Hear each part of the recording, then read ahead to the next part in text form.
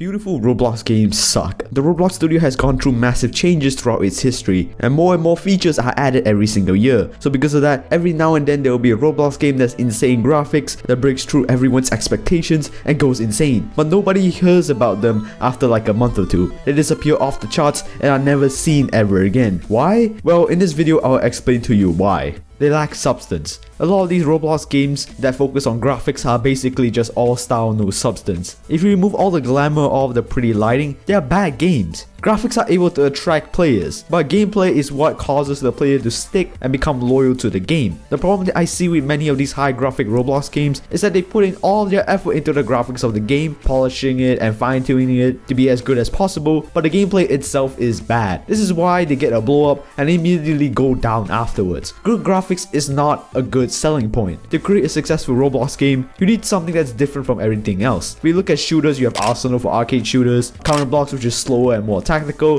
as well as games like Phantom Forces and Bad Business that feature a more realistic style. All these games didn't get popular because of graphics, they got popular because they were genuinely fun games that focus on its gameplay, and because of that, they have become staples in Roblox FPS that average thousands of players all the time. Secondly, high graphic games typically don't run well. Many games with superb graphics have terrible, and I mean terrible optimization. Even good, solid PCs can struggle playing these Roblox games, when they do fine in normal titles outside of Roblox. Many high graphic games are severely unoptimized, and there's no point playing a game if you can't run the game well. Personally, I prefer frame rates over graphics, and most of the community agrees too. Any decent PC from the past 8 years can run almost all of the games on the front Roblox page flawlessly. As well, this also alienates players from mobile, Xbox and tablets, these weaker devices compared to the PC, and these devices hold the majority of the Roblox player base, especially mobile. With less reach, these games have less potential players to attract, which typically means that as well as fighting for the already saturated Roblox market, their games don't run as well as other mainstream games, and they can only attract PC players. With all these disadvantages in mind, it's very hard to create a graphics focused Roblox game and still remain popular. This is why the majority of the games on the front page don't focus on that, and honestly it's a wise choice. The only time that graphics over gameplay work is if it's a showcase game. Showcase games are not actual games that you play,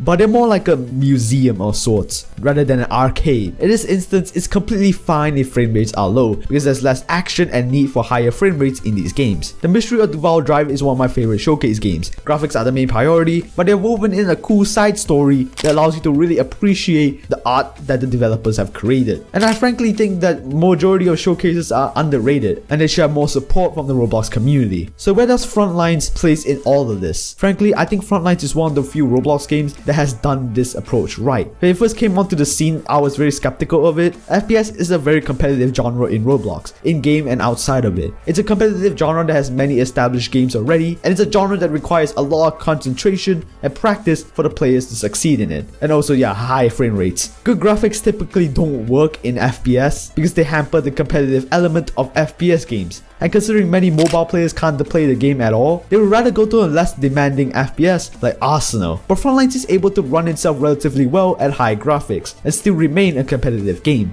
It's one of the first attempts that I've seen that blends gameplay and graphics in such a seamless way. And even though it's not flawless, it's a much better attempt than many of its predecessors. Good graphics is not the crutch. There's actually good gameplay in here. However, the game has only been out for like a few days, and while I don't think it would ever reach the popularity of a game like Arsenal, I think that if the cards are right, Frontlines will carve itself a very solid fan base in the Roblox FPS community. And yeah, I'm giving it a B+. I have high hopes for it. Thank you guys so much for watching, and if you like this video, I recommend checking out my video on why Roblox servers are so trash at the moment and why you can't even play Frontlines in the first place. And yeah, I'll see you there.